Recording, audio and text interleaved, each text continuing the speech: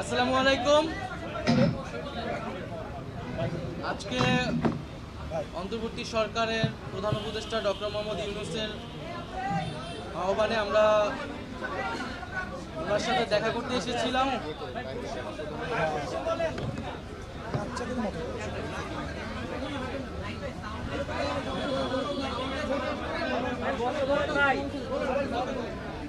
আমাদের জাতীয় নাগরিক পার্টি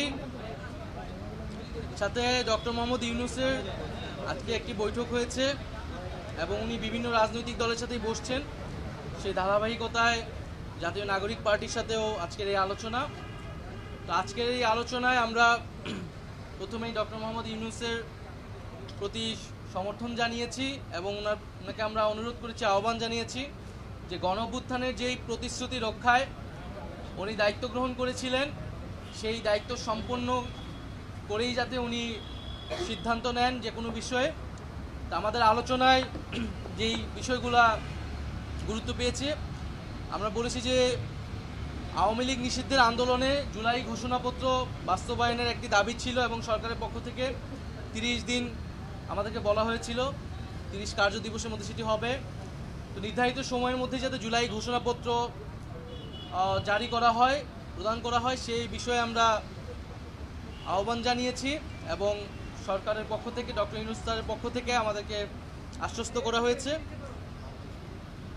দ্বিতীয়ত আমরা যে জুলাই গণঅভ্যুত্থানে শহীদ হয়েছেন, শহীদ পরিবার এবং আহত যারা রয়েছেন তাদের যে পুনর্বাসন প্রক্রিয়াটা, সেই প্রক্রিয়া কাজটা ধীরগতিতে আগাচ্ছে। সঞ্চয়পত্র গণঅভ্যুত্থান অধিদপ্তর থেকে যে সঞ্চয়পত্র দেওয়ার কথা ছিল সেটি এখনও সকল শহীদ পরিবার পায়নি। মাসিক ভাতা দেওয়ার কথা ছিল, সেই ভাতা দেওয়াটি এখনও শুরু হয়নি। আমরা বলেছি যাতে দ্রুত সময়ের মধ্যেই প্রতিশ্রুতিকৃত সকল যে দাবি আর্থিক সহায়তা সহ পুনর্বাসনে সেই বিষয়টি যাতে নিশ্চিত করা হয়। দ্বিতীয়ত শেখ হাসিনার আমলে হওয়া জাতীয় এবং স্থানীয় পর্যায়ের সকল নির্বাচনকে আমরা আনুষ্ঠানিকভাবে অবৈধ ঘোষণা করতে বলেছি।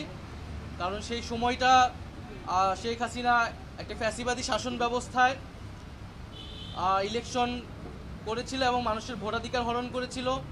রাতের ভোট হয়েছে, ডামি নির্বাচনের ভোট, ডামি প্রার্থীর ভোট হয়েছে।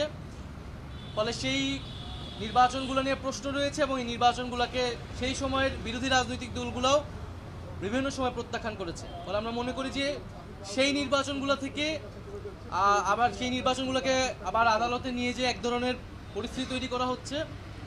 তো সেই বিশৃঙ্খলা এড়াতে সেই পূর্বের নির্বাচনগুলোকে আইনগতভাবেই অবৈধ ঘোষণা যাতে করা হয়। আমরা চতুর্থত বলেছি যে ইলেকশন কমিশনের উপর আস্থা রাখতে পারছি না রাজনৈতিক দল হিসেবে। সেই ইলেকশন কমিশন পুনর্গঠন করে যাতে স্থানীয় সরকার নির্বাচনের দ্রুত আয়োজন করা হয়। এর ফলে নাগরিক সেবা যেই দুর্ভোগটি হচ্ছে, নাগরিক সেবা পাচ্ছে না জনগণ, সেটি নিশ্চিত করা সম্ভব হবে। আর সর্বশেষ আমরা বলেছি যে জুলাই গণহত্যার বিচার এবং যে সংস্কার প্রক্রিয়া চলমান এবং সংস্কারের যে জুলাই সনদ ঘোষণা হওয়ার কথা এবং যে আমরা নির্বাচনের কথা বলছি, গণপরিষদ এবং আইনসভা নির্বাচন, এই তিনটি সমন্বিত একটি পরিকল্পনা, সুনির্দিষ্ট পরিকল্পনা বা রোডম্যাপ যাতে একত্রে সরকার ঘোষণা করে এবং আমাদের যেই গণঅভ্যুত্থানের প্রতিশ্রুতি ছিল সংস্কার বিচার, সেটির মধ্য দিয়ে আসলে বাস্তবায়ন হওয়া সম্ভব। জুলাই মাসের মধ্যেই জুলাই সনদ আসবে এরকমটা আশ্বস্ত আমাদেরকে করা হয়েছে। তা আমরা বলেছি যে বিচারটাও কবে শেষ হবে, কোন প্রক্রিয়া আগাবে এবং নির্বাচন যেটা জানুয়ারি থেকে ডিসেম্বর থেকে জুনের মধ্যে হওয়ার কথা, সেটারও একটা সুনির্দিষ্ট পরিকল্পনা যাতে সরকারের পক্ষ থেকে ঘোষণা করে। মোটা দাগে এই 5টি বিষয়ে আমাদের আলোচনা হয়েছে।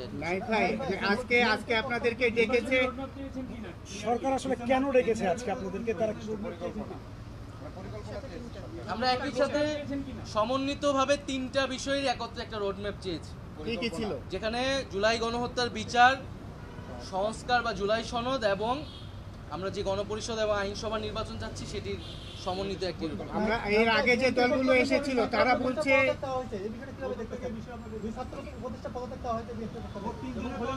আমরা সুস্পষ্টভাবে বলেছি যে যে ছাত্র উপদেষ্টা যারা রয়েছেন তারা গণ অভ্যুত্থানের প্রতিনিধি আকারে সেই প্রেক্ষিতে সরকারকে গিয়েছিলেন, সরকারকে বৈধতা দিয়েছেন। ফলে তাদের সাথে কোনো রাজনৈতিক দলের বা এনসিপির সম্পর্ক নাই, সেটা আমরা আজকে সকালের বক্তব্য আমাদের পরিষ্কার করেছি। বরং গণ অভ্যুত্থানের প্রতিনিধি আকারে তারা গিয়েছে, গণ অভ্যুত্থানের আকাঙ্ক্ষা বাস্তবায়নে কাজ করছে আরও সকল উপদেষ্টারা একত্রে। সেখানে তাদেরকে হো করা, তাদেরকে অপমান করা, সে বিষয়ে আমরা নিন্দা জানিয়েছি। আমাদের সাথে তাদেরকে জড়িয়ে ট্যাগ দিয়ে তাদেরকে পদত্যাগ করতে বলাটা রাজনৈতিক উদ্দেশ্যমূলক বলে আমরা বলেছি।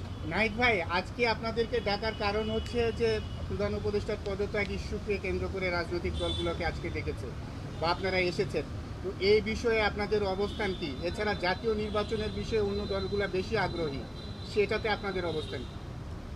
আমরা বলেছি যে উনি যাতে দায়িত্বে থাকেন, দায়িত্বে থেকে রাজনৈতিকভাবে আলোচনার মাধ্যমে সকল পক্ষের সকল সমস্যার সমাধান করেন। কোনো রাজনৈতিক দল নয়, বরং জনগণ এবং যে গণ অভ্যুত্থানকারী ছাত্র জনতা তাদের আহ্বানেই তিনি দায়িত্বে এসেছেন এবং তাদের আকাঙ্ক্ষা বাস্তবায়নের জন্যই তিনি আসলে কমিটেড। কোনো রাজনৈতিক দলের প্রতি উনি কমিটেড নয়। এই বিষয়টা যাতে উনি বিবেচনা করেন যে কোনো সিদ্ধান্তের ক্ষেত্রে।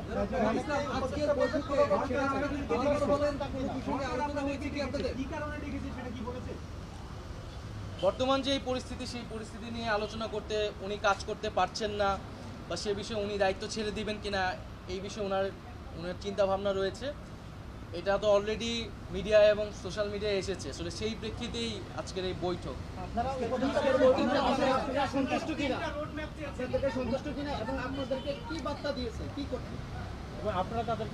ভাই, নাহিদ ভাই, এর সঙ্গে সরকার অস্বস্তিতে কেন আছে আসলে? আপনাদেরকে কেন আছে?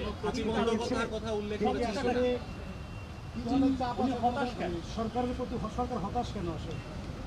সরকার বা ডক্টর মোহাম্মদ ইউনূস হতাশা ব্যক্ত করেছেন, কারণ হচ্ছে যেই প্রতিশ্রুতি নিয়ে উনি দায়িত্বে এসেছেন এবং সেই সময় আমরা যেহেতু আন্দোলনের প্রতিনিধি ছিলাম, আমরাই ওনাকে আহ্বান করেছিলাম গণ অভ্যুত্থান পরবর্তীতে একটা নতুন বাংলাদেশ গঠনের জন্য। এবং শুধু ডক্টর মোহাম্মদ ইউনূস বা এই সরকার নয়, সেই সময় যারা আমরা আন্দোলন করেছিলাম, ফ্যাসিবাদ বিরোধী রাজনৈতিক দলের নেতৃবৃন্দ সকলেই কিন্তু সেই প্রতিশ্রুতি জনগণের কাছে ব্যক্ত করেছিল যে একটা নতুন বাংলাদেশ এবং সেটি সংস্কারের মধ্য দিয়েই নতুন বাংলাদেশ পাওয়া সম্ভব। সেই নতুন বাংলাদেশের প্রতিশ্রুতি থেকে কোনো পক্ষ সরে আসছে বলে ডক্টর মোহাম্মদ ইউনূসের মনে হচ্ছে এবং ওনাকে চাপ প্রয়োগ করে বিভিন্ন দাবি আদায়ের চেষ্টা চলছে। এর ফলে আসলে এইভাবে ওনার পক্ষে কাজ করা সম্ভব নয় এবং সংস্কার বা পরিবর্তন আনা সম্ভব নয়। তো সেই জায়গাতে উনি হতাশা ব্যক্ত করেছেন। আমাদের জায়গা থেকে আমরা বলেছি যে কোনো রাজনৈতিক দল নয়, উনি যাতে জনগণের প্রতি, গণ অভ্যুত্থানকারী ছাত্র জনতার প্রতি কমিটেড হন এবং সেই জায়গায় কাজ করতে উনি ওনার দৃঢ়তা ব্যক্ত করেন। বিচার সংস্কার এবং নির্বাচন